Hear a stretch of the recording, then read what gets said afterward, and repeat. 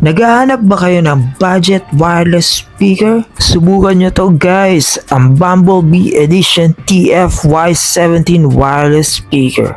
So guys, bagay na bagay to sa gaming setup nyo dahil ito ay mayroong aesthetic design. So pag-uusapan natin yan dito sa aking channel, ang Itnog TV.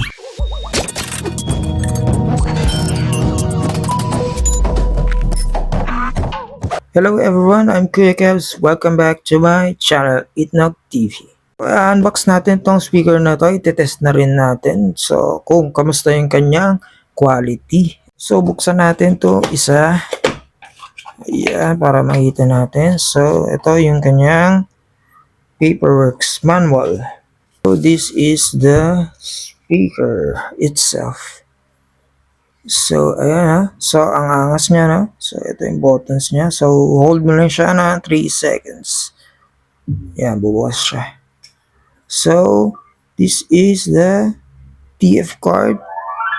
DC 5 volts. So, dito ka pwede mag-charge. This is the lanyard. So, dyan ka pwede maglagay na lanyard. So, itong speaker na to, meron siya 1,200 milliamperes of battery. Up to 5 hours. So, dako tayo dito sa kanyang speaker stand.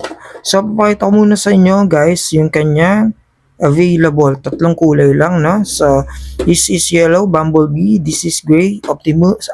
No, I'm sorry, si Megatron. Ito, hindi ko alam to kung sino.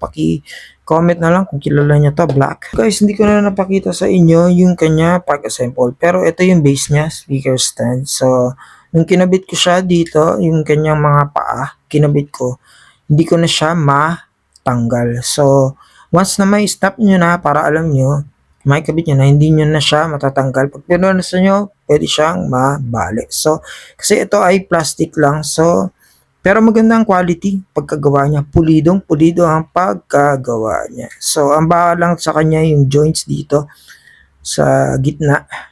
So, yan po ay movable. Again, pag kinabit nyo na yan, hindi nyo na matatanggal. So, pag kinabit nyo to speaker, meron siyang tatlong foam dito. So, hindi kayo mangangamba na magasgas siya. So, ikakabit mo siya nga ganyan. Make sure nakalapad lang dito. So, ayan guys. So, buong-buo siya, no? Ang angas, no? So, speaker test na natin to guys, no?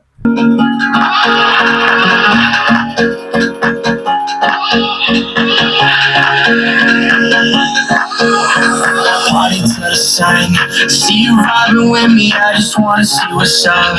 We just started dancing and I think I fell in love. We won't get this moment back, so please. You promised that you would see this through. Now I see through. Oh, you may not see that. And I need you. So guys, dito sa mic ko hindi lang siya ganun kaklaro, pero sobrang ganda siya. Buong-buo yung sounds, hindi sabog kahit sa max volume. Hindi rin siya sobrang lakas, hindi rin siya sobrang hina. Saktong-sakto talaga, pang room lang talaga. Pero kung gamitin mo siya for party, hindi. So maganda dito talaga, aesthetic tingnan siya. So pwedeng-pwede po talaga siya i-display sa gaming setup mo or sa computer setup mo. So guys, mura to. 1,000 lang, no? Parang ano ha, alam niyo yung Gravstar speaker na ganito yung design, pero metal body yun. Napakamahal, pero ito 1,000, sulit to guys. So, Hasbro to, original to guys, matibay. So, itong speaker na to guys, mayroong TWS, True Wireless Stereo. So, pwede ka mag-pair ng dalawa neto sabay sa isang song lang. So, ito ang magiging left speaker, right speaker. So, yun, pwede mong gamitin sa party kasi malakas na siya, dalawa siya. So, kung ito lang, isa lang, so hindi siya ganon, pang room lang siya, no? Pero, okay siya, buong-buo siya, hindi siya sabo at may bass siya. Siguro yung bass niya around parang nasa 70%, ganun. So, saktong-sakto lang. Hindi siya malakas, hindi rin parang muffle yung sound, parang ganun.